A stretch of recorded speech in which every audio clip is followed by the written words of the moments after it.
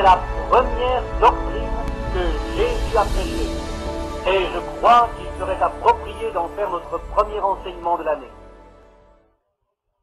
Et s'il y en a parmi vous qui ont froid, levez juste votre main. Si vous êtes gelé, oh, je sentais cela d'ici. Doc, où que tu sois, est-ce que tu voudrais augmenter le chauffage quelque peu, car je sens comme un courant d'air. Et je pense que vous aussi dans l'assemblée, vous le ressentez, spécialement les petits-enfants. Bien, ouvrons nos Bibles ce matin à Éphésiens chapitre 4 et commençons à lire au 11e verset du 4e chapitre des Éphésiens. Et après cela, nous irons dans Jean 3 au verset 1 à 12. Nous lirons ces deux passages dans les Écritures. Commençons au 11e verset dans Éphésiens 4. Et il a donné les uns comme apôtres, les autres comme prophètes, les autres comme évangélistes, les autres comme pasteurs et docteurs, pour le perfectionnement des saints en vue de l'œuvre du ministère et de l'édification du corps de Christ, jusqu'à ce que nous soyons tous parvenus à l'unité de la foi et de la connaissance du Fils de Dieu, à l'état d'homme fait, à la mesure de la stature parfaite de Christ, afin que nous ne soyons plus des enfants, flottants et emportés à tout vent de doctrine par la tromperie des hommes, par leur ruse dans les moyens de séduction, mais que, professant la vérité dans l'amour, nous croissions à tous égards en celui qui est le chef, Christ. C'est de lui, et grâce à tous les liens de son assistance, que tout le corps bien ordonné et formant un solide assemblage tire son accroissement selon la force qui convient à chacune de ses parties et s'édifie lui-même dans l'amour. Maintenant, je lis cela afin de vous donner quelque chose à étudier quand vous arriverez chez vous. Mais ici, je vais lire un passage familier dans Jean 3.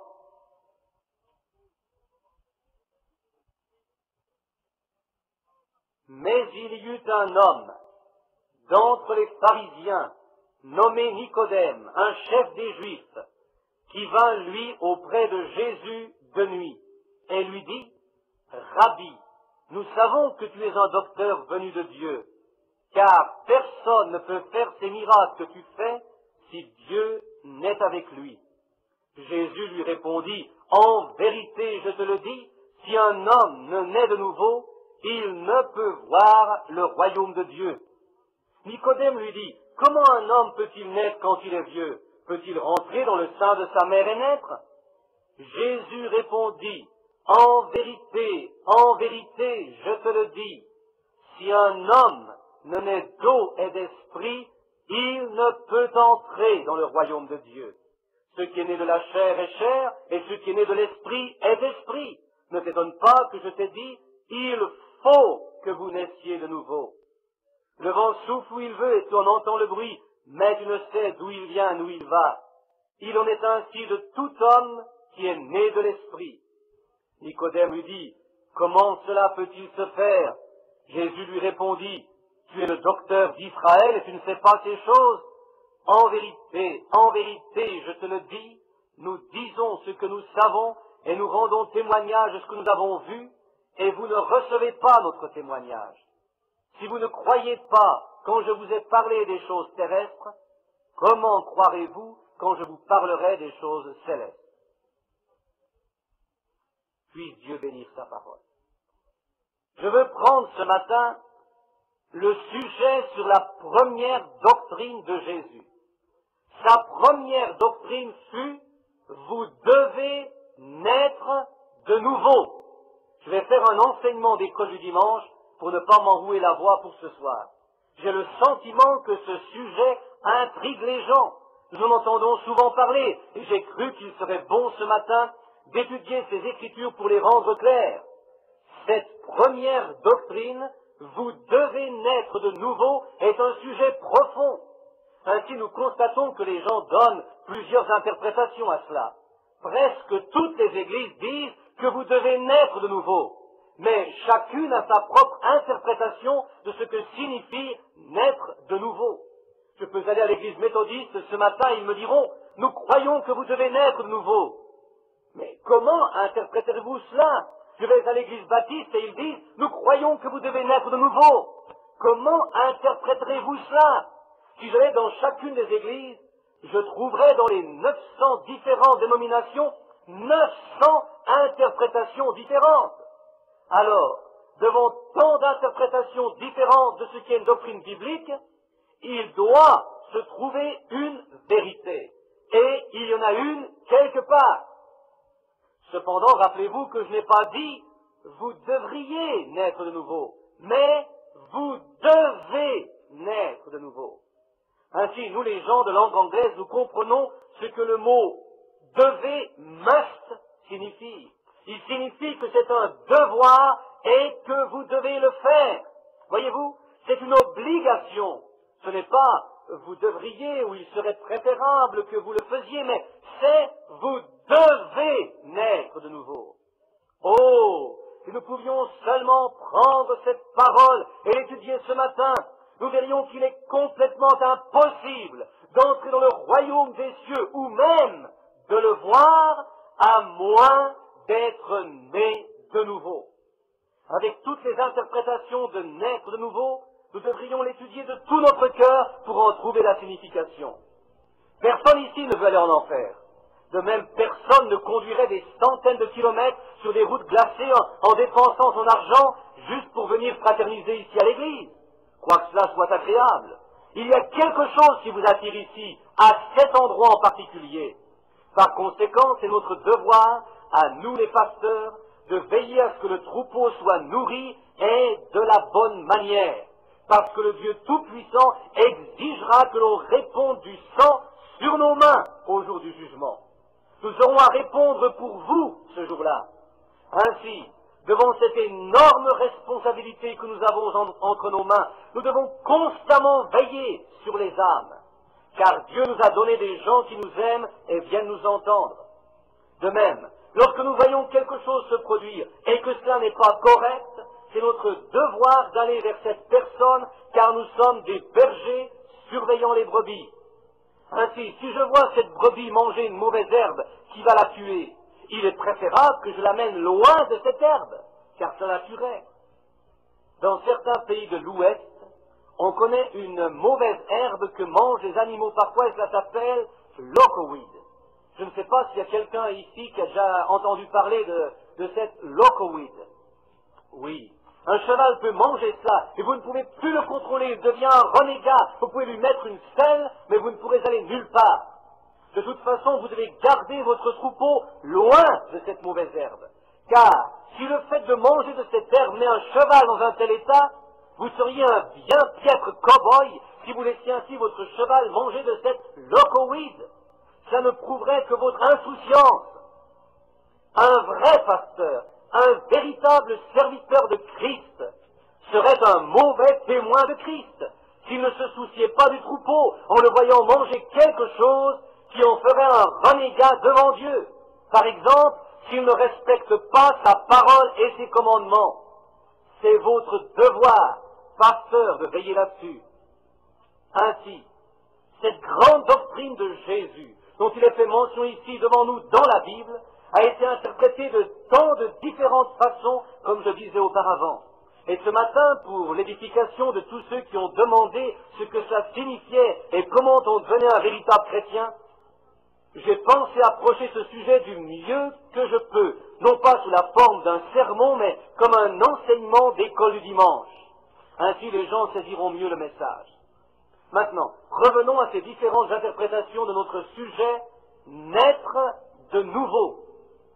À tous les pasteurs qui recevront ces bandes, car c'est enregistré, je dois dire ceci.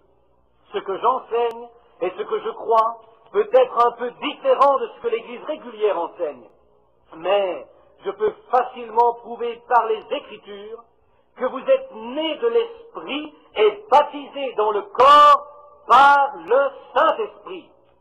Maintenant, plusieurs de ces églises enseignent que la nouvelle naissance consiste à se présenter devant la congrégation pour confesser que l'on est pécheur et que l'on veut accepter Christ comme sauveur personnel. Plusieurs aussi croient que le baptême d'eau est la nouvelle naissance. Certaines d'entre elles croient que vous êtes né de l'eau quand vous êtes baptisé dans l'eau.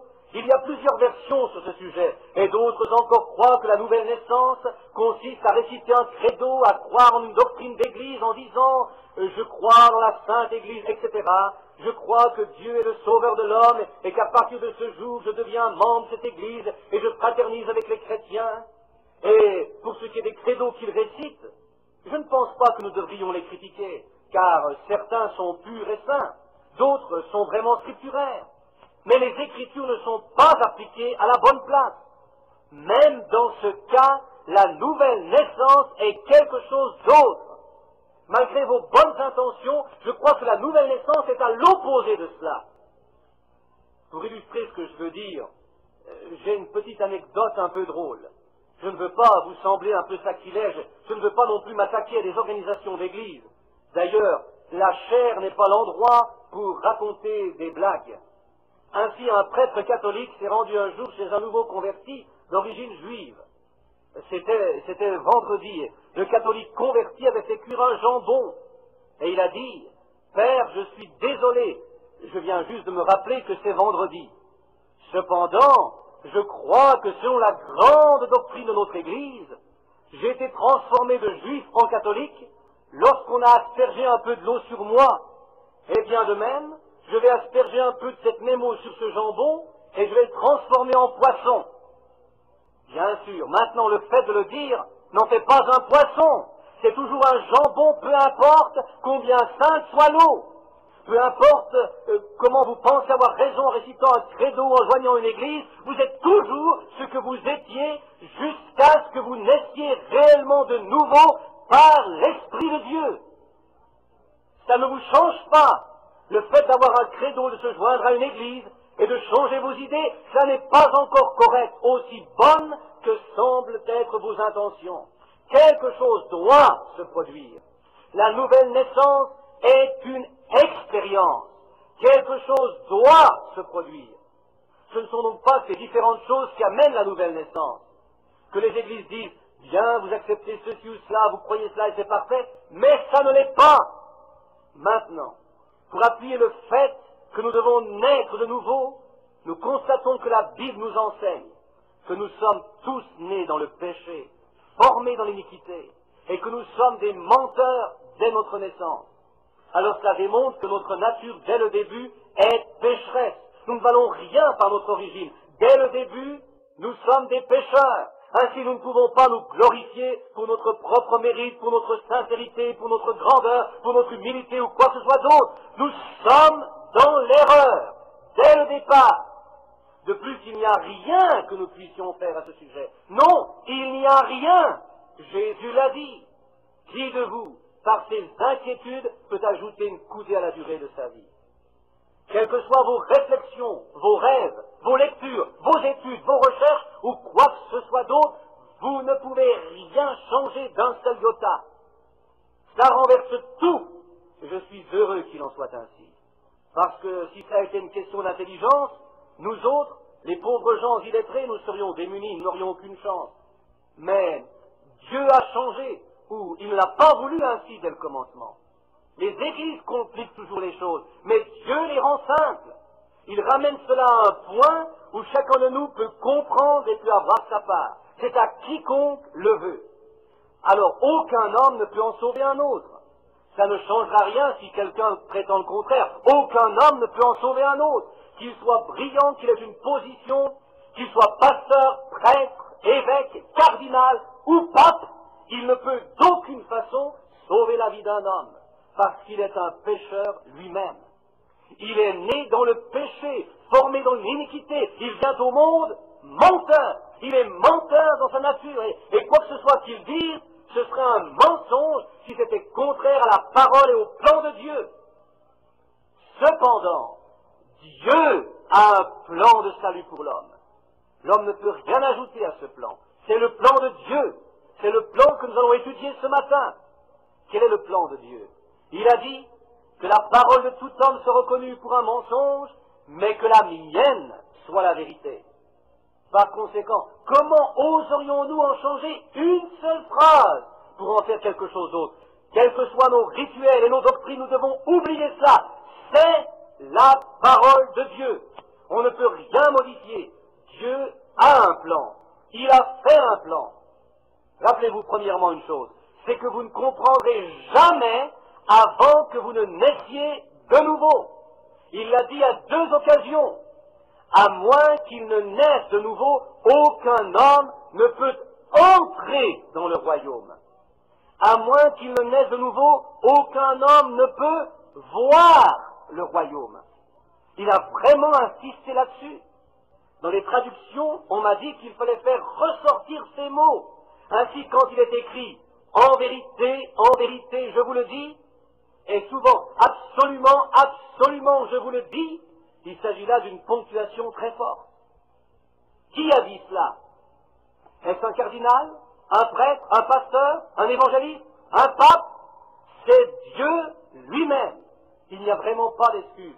D'aucune autre façon, un homme si grand soit-il, quel que soit son nom, son importance ou sa popularité, aucun homme ne peut comprendre le royaume de Dieu jusqu'à ce qu'il soit né de nouveau. C'est un grand sujet. En vérité, je vous le dis. Remarquez ici. Allez voir l'original grec. Vous constaterez que voir ne veut pas dire voir avec ses yeux, mais c'est voir avec son cœur. Alors, vous ne pouvez pas voir le royaume de Dieu avec vos yeux, parce que c'est un royaume spirituel, voyez-vous? En d'autres mots, vous ne pourrez pas comprendre le royaume de Dieu jusqu'à ce que vous naissiez de nouveau. C'est un mystère révélé. Quand vous êtes né de nouveau, les plans du royaume deviennent une réalité pour vous. C'est la même chose pour un entrepreneur. À moins qu'il ne sache lire les plans, il est inutile qu'il essaie de construire un édifice. S'il sait lire, alors il peut se mettre à l'œuvre. C'est la façon de procéder. Il en est ainsi pour la construction du royaume de Dieu. Vous devez en comprendre les plans, et vous ne le pouvez pas si vous n'êtes pas né de nouveau. Et quand vous êtes né de nouveau, et que vous rejetez le plan, que se passe-t-il? Ainsi, quand j'étais jeune, j'ai fréquenté une jeune femme, et elle était belle et charmante. Son nom est Œuf maintenant. Et avant qu'elle ne se marie, son nom était Lee. Lorsque j'étais pasteur à l'église baptiste de Milltown, sa famille appartenait à l'église unie, fraternelle, à l'église des Frères Unis, United Brethren Church. Mais oh, il m'aimait beaucoup et je la fréquentais. Il vivait loin là-bas derrière chez Frère White qui est ici. Et je me rendais habituellement à leur demeure, et cette petite fille était très gentille. C'était comme une copine pour moi. Frère Lee était un homme admirable, loyal à son église et aux doctrines de son église. Un soir, il m'a invité à venir passer la nuit chez lui. Je lui ai répondu, frère Marion, je le ferai avec plaisir. Ainsi, après le service, cette jeune fille et moi, nous sommes partis en voiture. Pour parvenir jusqu'à cette vieille, grosse maison campagnarde, j'ai dû ouvrir au moins une douzaine de barrières, je crois, en contournant la colline. Bien, nous nous sommes assis dans la cour pour attendre sa mère, son père et sa jeune sœur. Et à leur arrivée, nous avons pris une légère collation ce soir-là. La mère avait préparé cela. Ensuite, le père et moi avons été dormir au sous-sol dans un grand lit de plumes avec un sommier en paille juste au-dessous. C'était plus confortable que tous ces matelas que vous avez maintenant, je vous le garantis. Et la mère et les 2 filles restèrent en haut. Cette nuit-là, durant notre sommeil, frère Lee eut un rêve. Il discutait souvent avec moi au sujet du baptême au nom du Seigneur Jésus-Christ. Il n'y croyait pas.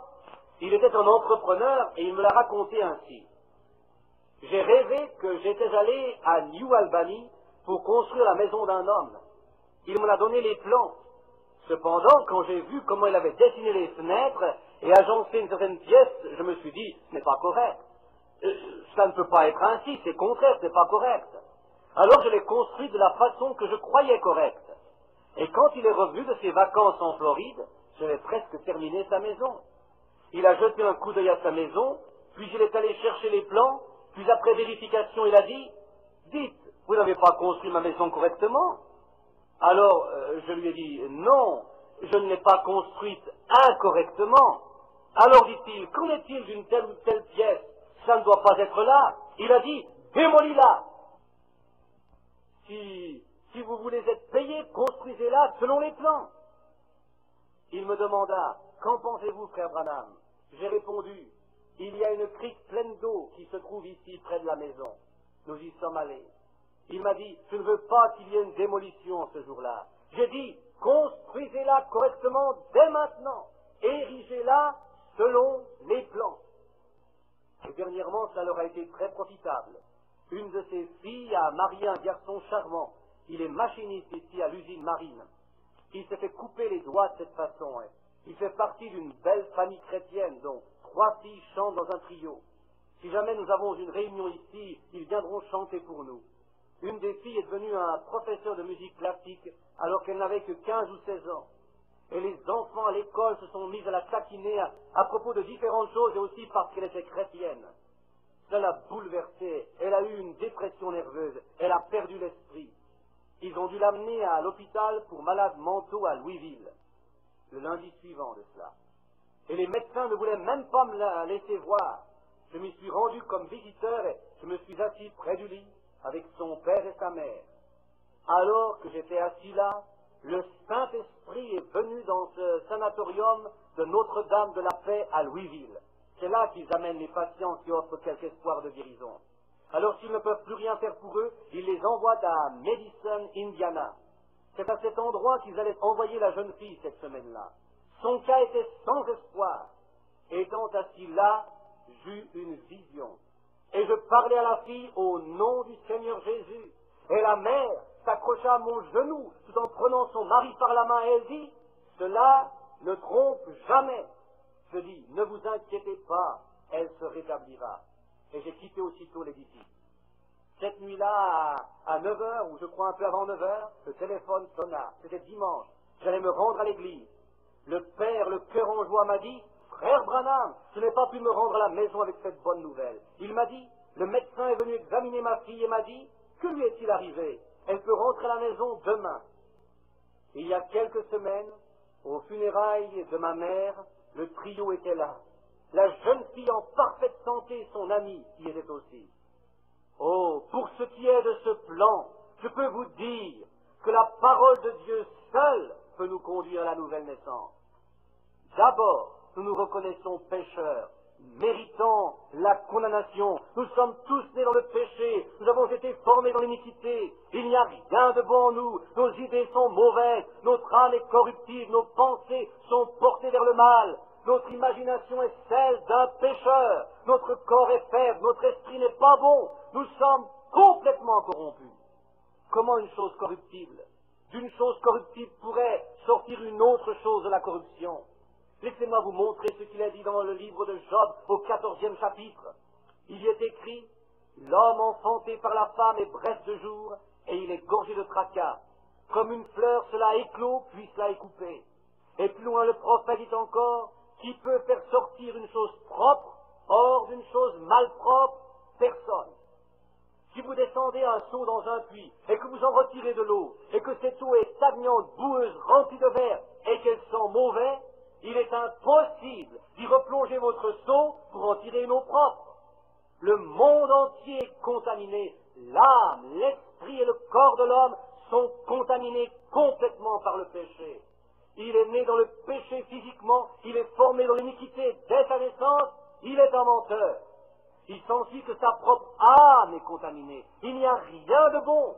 Une personne ne peut en racheter une autre parce que tout est perverti. Vous ne pouvez pas prendre un seau d'eau contaminée et le mélanger à un autre tout aussi contaminé, vous n'obtiendrez qu'une plus grande contamination. Il n'y a pas de purification là-dedans. Mais Dieu est déterminé à sauver l'homme. Il a placé sur lui-même l'iniquité de nous tous. À votre naissance, vous êtes pécheurs, et la punition du péché, c'est la mort. Le péché est la mort. La punition en fut si grande que personne d'entre nous ne pouvait sauver l'autre. Alors, il dut y avoir quelqu'un qui pouvait payer la condamnation. Ainsi ce matin, qu'arriverait-il si le prix à payer pour quitter cette salle était de 100 milliards de dollars? Personne ici ne pourrait quitter cet endroit, parce qu'aucun de nous n'est assez riche. Cependant, qu'il s'en présentait un qui puisse payer pour nous tous. Un seul suffit. Nous ne pouvons pas le faire. Il fallait quelqu'un d'assez riche. Oh, comme j'aimerais m'arrêter ici juste un instant et retourner à Ruth et à Naomi pour illustrer comment ce parent rédempteur, pour racheter ce qui était perdu, devait tout d'abord être solvable. Il devait être un parent. Par conséquent, Dieu, l'Esprit, Jéhovah, devint parent pour nous en se formant un corps. Il devint rédempteur. Il devait en être ainsi. Aussi, il devait en être digne. Il était celui qui a produit cette fontaine remplie de sang tiré des veines d'Emmanuel. Il était celui qui a porté nos iniquités. J'ai ici un très beau titre dans les Nombres. J'ai noté les passages ici. Le beau titre pour ça se trouve dans les Nombres. C'est merveilleux si vous pouvez le voir. C'est le serpent d'airain élevé dans le désert. Pour ces Israélites, le serpent avait une blessure mortelle et il n'y avait pas de remède. Il n'y avait pas parmi eux de médecins qui en possédaient le remède ou l'antidote. Ils avaient des médecins parmi eux, mais pas pour cette morsure. Et comme je le disais, il n'y a pas parmi nous un seul médecin qui puisse soigner le péché. C'est une blessure mortelle. Nous sommes tous coupables, tous formés dans l'iniquité. Tous nous sommes coupables. Mais que fit Dieu? Alors ils étaient coupables, et le prix qu'ils devaient payer était la mort, qui est la punition du péché. Cependant, Dieu a fait élever un serpent d'airain sur un bâton. Ainsi, les gens n'avaient rien à faire, si ce n'est de regarder et de vivre. Aucun argent à débourser, pas de credos à réciter, aucune église à laquelle se joindre. Ils n'avaient qu'à regarder et vivre. Vous voyez comme c'est simple. Vous n'avez pas à joindre une église. Vous n'avez pas à avoir une sensation bizarre. Ne faites que regarder et vivre. C'est tout. Et c'est ça. Ce n'est pas en vous remémorant tous les 10 commandements et tous les règlements que vous vivrez. Vous n'avez qu'à regarder et vivre. C'est tout ce que vous aviez à faire. Tout homme qui le regardait, vivait. Et Jésus, alors qu'il était ici sur cette terre, disait en parlant à Nicodème, tout comme Moïse a élevé le serpent dans le désert, ainsi doit-il en être du Fils de l'homme. Ainsi doit-il en être. Pourquoi? De la même manière, pour le même but, pour faire la même œuvre. Souvent, cela a intrigué les gens quand ils voient le serpent représentant Jésus. Le serpent représentait Jésus jusqu'à un certain point. Avez-vous remarqué que ce serpent était mort? Il n'y avait pas de vie en lui. Jésus est mort, tout comme Abel est mort sur l'autel avec son sacrifice quand Caïn l'a tué. Après qu'Abel eut tué son sacrifice en offrande pour son péché, il est mort sur l'autel même de son sacrifice. Afin de renaître de nouveau, vous devez mourir sur l'autel avec votre sacrifice, tout comme lui, il est mort. Le serpent n'avait pas de vie en lui. Et vous dites, pourquoi était-ce de l'airain? Les reins représentent le jugement divin. Avez-vous remarqué dans la Bible, dans l'Ancien Testament, l'autel où l'on brûlait l'offrande, il était fait d'airain, les reins parlent de jugement. C'est pourquoi Élie, autrefois, lorsqu'il a regardé vers le ciel, pour voir s'il pleuvrait après avoir prié, il a dit, le ciel est comme de l'airain.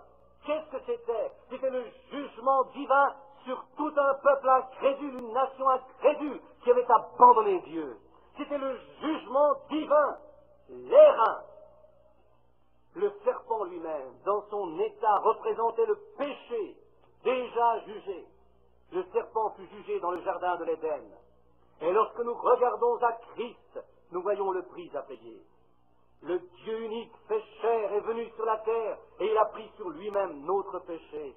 Le jugement et la colère du Dieu Tout-Puissant furent déversés sur son corps et furent cloués à la croix.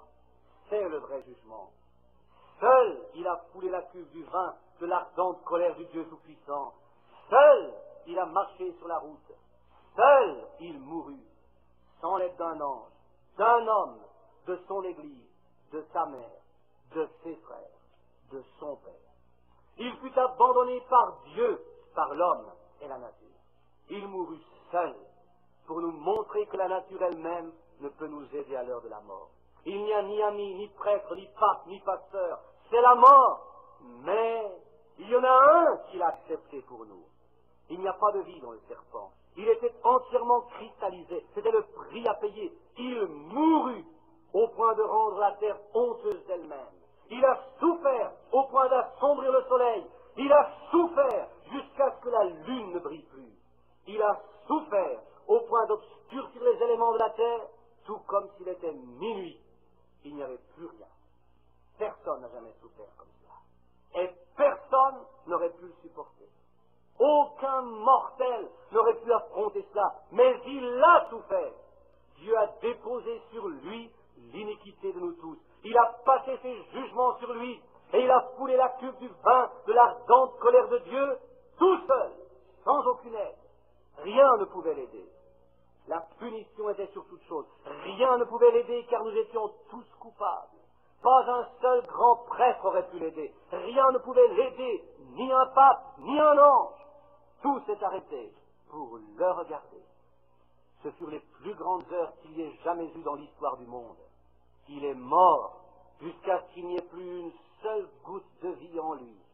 Il devint comme le serpent d'airain, un ornement cristallisé, suspendu à la croix. Maintenant, pour ce qui est de l'accès à cette naissance, car il y a un accès, vous devez subir une transformation pour y parvenir. Tout ce qui doit renaître doit d'abord mourir. Vous ne pouvez pas conserver vos pensées, vos habitudes et le même esprit qui était en vous. Vous devez mourir. Vous devez mourir comme il est mort. Vous devez mourir sur son autel comme Abel est mort avec son agneau. Vous devez mourir avec votre agneau. Vous devez mourir à vos propres pensées pour renaître à sa pensée. Laissez l'esprit qui était en Christ entrer en vous. Vous devez penser ses pensées. Et maintenant, frères et sœurs, du mieux que je le peux, laissez-moi vous dire ceci. Comment pouvez-vous penser ses pensées en rejetant sa parole et prétendre que vous êtes né de nouveau? Posez-vous cette question. Comment pouvez-vous le faire? Vous ne le pouvez pas. Si vous êtes né de nouveau, vous avez ses pensées en vous. Si l'Esprit de Christ est en vous, alors vous êtes une nouvelle créature. La Bible enseigne cela. Si un frère était intéressé à trouver la signification du mot créature alors qu'il cherche dans le lexique, là il verra que le mot créature est traduit par une nouvelle création. Il en est ainsi parce que l'être humain est né du désir sexuel ici sur la terre. Maintenant vous êtes une nouvelle création, née par l'esprit. Vos propres pensées sont mortes, elles sont mortes, jusqu'à avoir l'apparence du cristal comme le serpent d'airain et comme celui qui est mort, alors que les cieux et la terre entière étaient témoins de sa mort.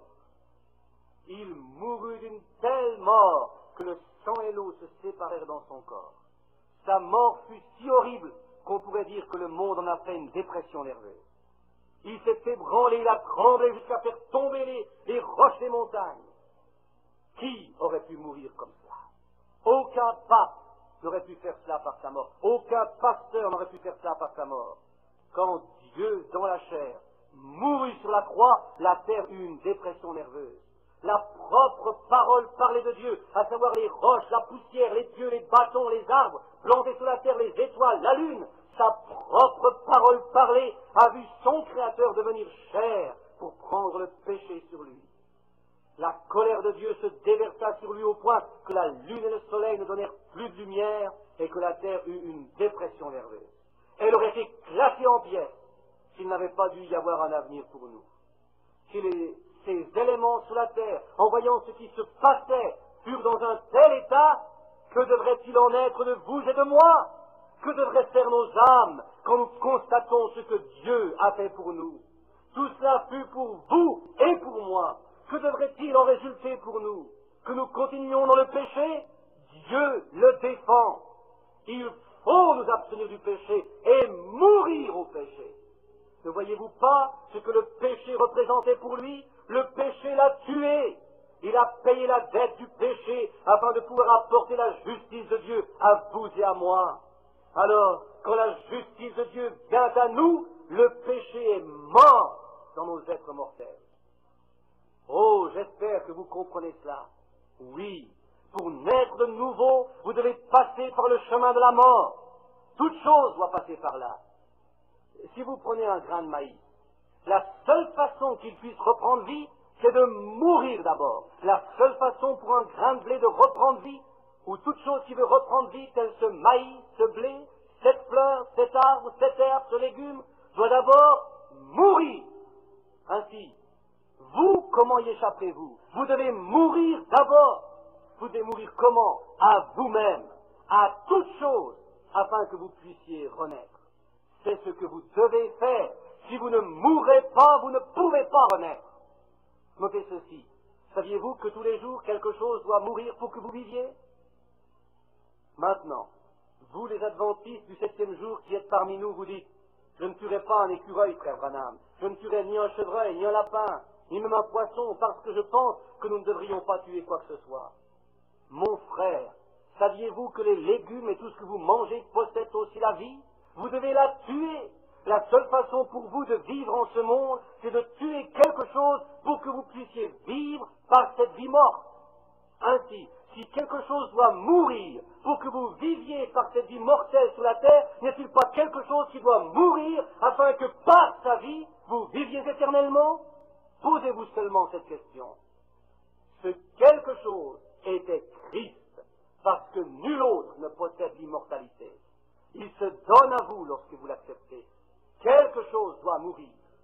Il ne s'agit pas seulement de tourner la page au début d'une nouvelle année. Vous dites, oh frère Branham, je viens ici depuis assez longtemps déjà, je suis un membre de l'Église. Cette année-ci, je vais tourner la page et recommencer à neuf. Ce n'est pas ce qu'il faut. Il ne s'agit pas de tourner une nouvelle page, mais en fait, il s'agit de mourir et de renaître de nouveau. Voyez-vous, vous devez éprouver un tel sentiment de culpabilité lorsque vous tenez dans sa présence que ce sentiment doit aller jusqu'à vous tuer. Peu importe que vous soyez méthodiste, baptiste ou quoi que ce soit d'autre, c'est juste, cela vous tuera, votre vie mondaine mourra sur le champ, vous devez vous reconnaître si coupable dans la présence de Dieu que vous mourrez aux choses du monde. La question du péché n'existe plus quand vous vous tenez en sa présence. Lorsque vous vous trouvez dans une telle condition, vous êtes certain de vivre parce que vous êtes mort. La seule façon pour vous de revivre, c'est de mourir premièrement. Maintenant, vous voyez où je veux en venir, n'est-ce pas? En ce qui concerne la nouvelle naissance, vous devez mourir d'abord pour naître de nouveau. Et si les choses du monde sont encore en vous, vous n'êtes pas né de nouveau. Comment pourriez-vous prétendre être né de nouveau tout en continuant à vivre avec ces choses du monde dans votre cœur? Voyez-vous? Comment pourriez-vous le faire? En regardant les photos d'un groupe de jeunes chrétiens l'autre jour, oh, je ne dirais pas qu'ils ne l'étaient pas, des hommes chrétiens, des femmes chrétiennes, tous charmants, tous ensemble en costume de bain, dans une piscine, voyez-vous? Ils disaient, c'est de l'amour véritable, c'est de la saleté véritable. Cela n'est pas de l'amour. L'amour s'exprime autrement que cela. Nos âmes sont placées par la foi sur son autel d'airain, le jugement de Dieu. Là, notre offrande est consumée. Ainsi, rappelez-vous, quand Élie a déposé son offrande à Dieu sur l'autel, l'offrande fut consumée sous les cieux d'airain. Celle de Baal n'a pas été consumée. Il y a une chose que je ne veux pas dire, mais je dois le dire. Quand vous allez dans une église, et que vous acceptez leur credo et leur forme de baptême, l'offrande de vous-même que vous êtes censé offrir ne résultera que dans un parler en langue, des tremblements et même des pleurs. Mais, si cette offrande a été acceptée de Dieu, elle sera consumée. Le monde est mort pour vous. C'est la séparation, car vous vous considérez mort et enterré. Vous êtes voilé en Christ. Voilé en Christ. En plus, après être mort, enterré et voilé en Christ, alors vous êtes scellé du Saint-Esprit. Vous voyez ce que je veux dire maintenant? Vous êtes mort. Vos âmes sont maintenant sous le jugement divin. C'est les reins. Et quand nos âmes sont placées sur l'autel du jugement divin, quel en est le châtiment? C'est la mort. Et quand vous vous placez vous-même sur l'autel de Dieu, et que cela signifie la mort au péché, comment pouvez-vous revenir de là, vivant au péché, si Dieu a accepté le sacrifice? Est-ce que c'est clair maintenant? Vous êtes mort. Vous êtes en fait consumé, pétrifié. Il ne reste plus rien de vous, si ce n'est cette forme dans laquelle vous vous tenez tel le serpent des reins. Il en fut de même pour Christ, lorsqu'on l'a descendu de la croix, mort et froid. Vous êtes mort, et pourquoi? parce que vous êtes sur l'autel du jugement de Dieu. Et qu'est-ce que son jugement? Quelle est la sentence de sa condamnation quand le juge émet son jugement? La mort. Et quand vous placez votre âme sur son autel du jugement, c'est la mort pour vous. Est-ce que vous comprenez maintenant? Oh, vous pouvez vous relever de là et faire n'importe quoi. Vous pouvez danser dans l'esprit, vous pouvez pleurer, vous pouvez courir de long en large, vous pouvez joindre des églises, vous pouvez faire ce que vous voulez. Je parle aux pentecôtistes maintenant. Vous pouvez aller souiller la femme d'un homme. Certaines d'entre vous, femmes, vous pouvez briser le pied d'un homme. Vous retournerez à cela, peu importe ce que la parole vous déclare juste. Vous ne le reconnaîtrez pas. Vous, femmes, vous ne laisserez pas pousser vos cheveux. Vous ne vous habillerez pas correctement. Vous serez exactement comme le monde, parce que vous n'êtes pas encore morte au monde. Vous faites partie du monde. Quelques-uns d'entre vous, hommes, vous ne cesserez pas de boire et de fumer. Lorsque vous les voyez sur la rue, plutôt que de tourner les regards, vous ne cesserez pas de convoiter ces mauvaises femmes habillées immoralement. Vous continuerez quand même à les convoiter. Pourquoi cela? C'est parce que vous faites encore partie du monde. Cependant, lorsque vous avez accepté ce sacrifice, vous êtes mort. C'est exact. Vous comprenez ce que je veux dire? Est-ce que vous saisissez cela? Maintenant que votre âme repose sur l'autel du jugement des reins de Dieu, alors Dieu accepte le sacrifice. Si vous n'êtes pas encore mort aux choses du monde, Dieu ne l'a jamais accepté. Et vous, les gens qui disent que c'est une longue attente avant de recevoir le Saint-Esprit, nous y voilà. Jusqu'à ce que Dieu reçoive ce sacrifice, jusqu'à ce qu'il soit devant son jugement, et que son jugement ait en fait tué vos sens, vous pouvez dire, bien, je vais tourner une nouvelle page. Ce n'est pas cela. Vous pouvez dire, bien, je sais que je fumais, je vais arrêter. Ce n'est pas encore cela. Le prix à payer, c'est la mort. C'est cela son jugement. De même, l'âme qui a péché devra mourir, peu importe ce que vous avez fait.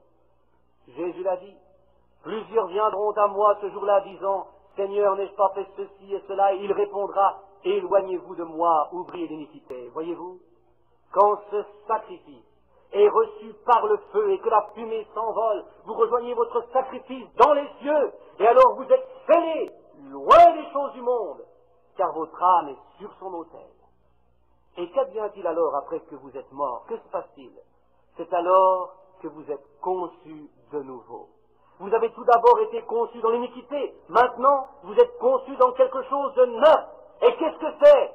La parole vivante. Amen. Oh, c'est un changement, n'est-ce pas?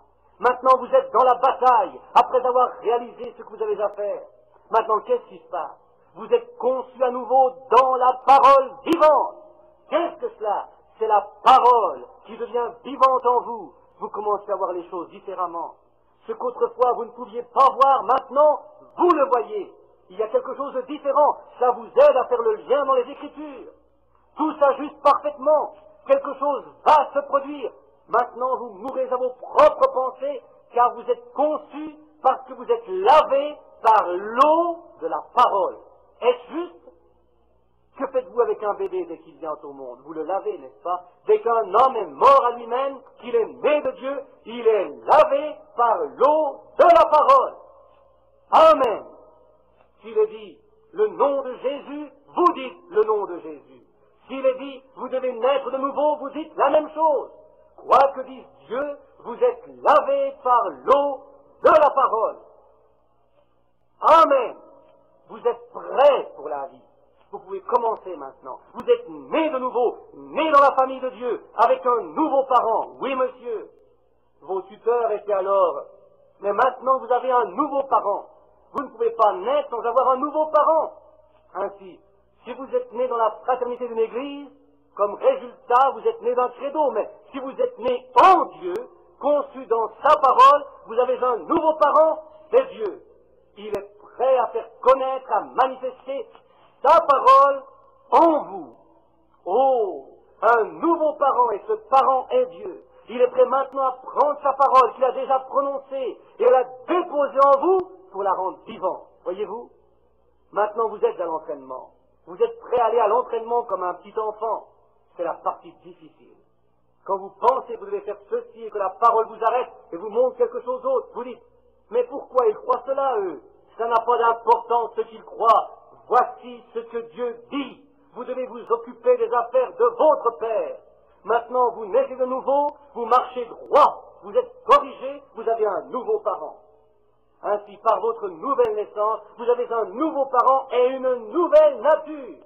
La vieille nature est morte, et vous avez une nouvelle nature. Autrefois, vous alliez dans une direction, mais depuis vous en avez pris une autre.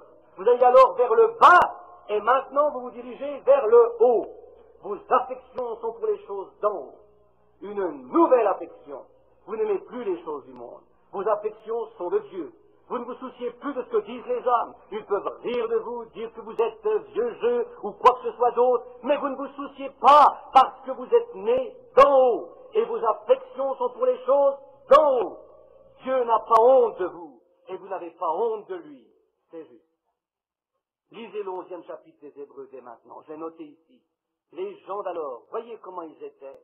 Ils allaient ici et là, vêtus de peau de mouton dans les déserts, dénués de tout, et quoi d'autre. C'étaient ceux dont le monde n'était pas digne, voyez-vous. Lisez-le, ce sera bon pour vous. Là, vous verrez ce que deviennent les gens quand leur nature est changée. Maintenant, quelle sorte de nature obtenez-vous alors, frère Branham? Sa nature. Si j'avais la nature de mon père, alors je ferais les choses que faisait mon père. Mais maintenant que je suis né de nouveau, elle dépend de qui est mon père. Si vous êtes né seulement d'une église, vous avez un père église. Vous pouvez même l'appeler père si vous le désirez. Vous l'appelez comme vous voulez, parce que c'est votre père. Mais si votre père est Dieu, et que vous êtes né dans la famille de Dieu, vous recherchez ces choses qui se rapportent à Dieu. C'est juste. Alors vous êtes un enfant de Dieu. Votre nature est la nature de Dieu.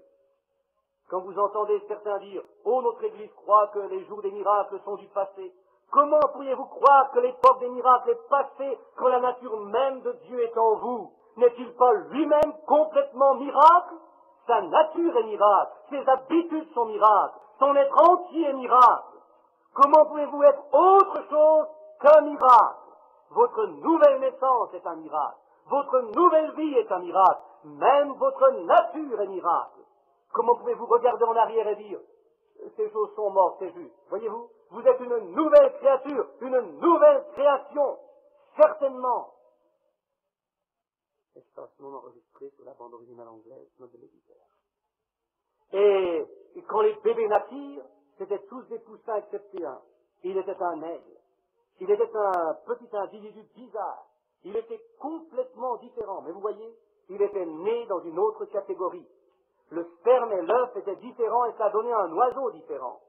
Certainement qu'il semblait bizarre. Il avait un comportement bizarre pour les autres, mais il agissait seulement selon sa nature, car il ne pouvait pas agir autrement puisqu'il était un aigle. Sa nature était aigle, alors il ne pouvait pas être autre chose qu'un aigle. Cependant, il y en a beaucoup comme celui-ci dans ces dénominations. Ce sont réellement des aigles, mais ils n'en ont pas l'air, alors qu'ils pataugent dans la boue dans ces choses du monde. Voyez-vous, ce sont leurs préoccupations. Allez les chercher. Le jour où la vieille mérègle est apparue, pensez-vous que cette poule aurait pu le garder sur le sol plus longtemps? Peu importe ses gloussements ou qu'elle dise « Viens ici, mon petit, je vais trouver quelque chose ici, viens, viens !» Oh, ses affections étaient pour les choses d'en haut, et il alla les rencontrer. Il n'était plus question de dénomination pour lui, vous ne pourriez pas le rappeler de là. Et un homme né de Dieu, vous ne pouvez pas le faire revenir à cette mousse pourrie du péché. Il est mort et il est né de nouveau. Il est une nouvelle créature. Il a la nature de l'aigle, il doit s'envoler vers les cieux. Il doit monter là-haut où se trouve sa mère, son parent. C'est de la même façon qu'un homme ou un prêtre dira « Oh, venez vous joindre à notre église. Cela, c'est rien d'autre que du fanatisme. Le jour des... Mais maintenant, si ce petit aigle se tenant là, à l'écoute du cri de sa mère, a dit en regardant tout autour, mais où est-ce? Ici peut-être a-t-elle crié quelque chose comme ceci au petit aigle. Jésus-Christ est le même, hier, aujourd'hui et pour toujours. Et la mère poule de dire, les jours des miracles sont passés, les jours des miracles sont passés, il n'y a pas une telle chose, c'est du fanatisme. Oh my, vous n'auriez pas pu le retenir plus longtemps. Je peux même l'entendre dire, maman, comment puis-je monter jusque là-bas? Tu n'as qu'à battre des ailes, mon petit, c'est tout ce que tu as à faire, tu es un aigle, marche par la foi. Mais qu'est-ce qui va arriver, maman? Je ne sais pas, continue seulement à marcher. Et voici qu'il s'avance.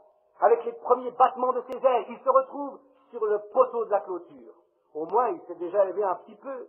Elle dit, continue, je t'attraperai.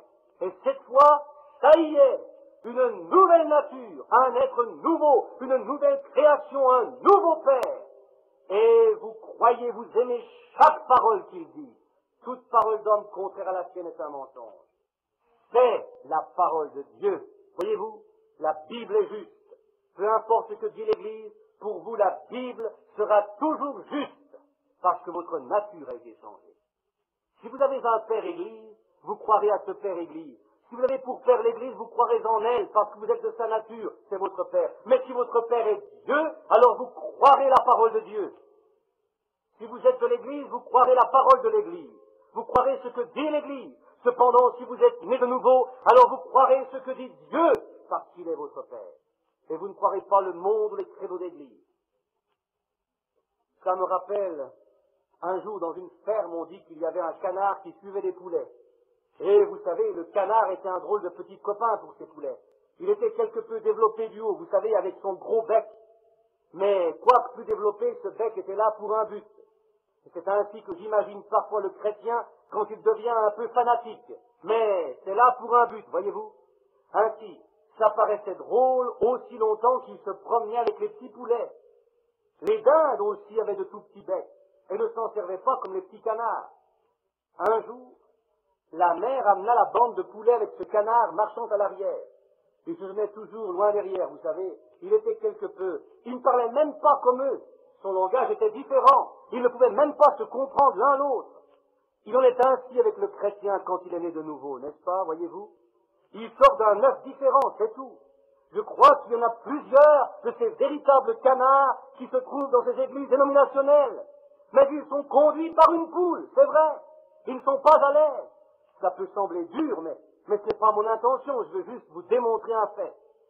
Un jour, elle le laissa s'éloigner loin derrière les tables. Il y avait là un ruisseau coulant derrière les tables, oui, un espèce d'étang. Et il se promenait là en se demandant pourquoi il suivait ses poulets. De plus, il n'aimait même pas la nourriture dont il se nourrissait. Elle n'était pas de son goût. Ces choses bizarres qu'il faisait ne lui convenaient pas.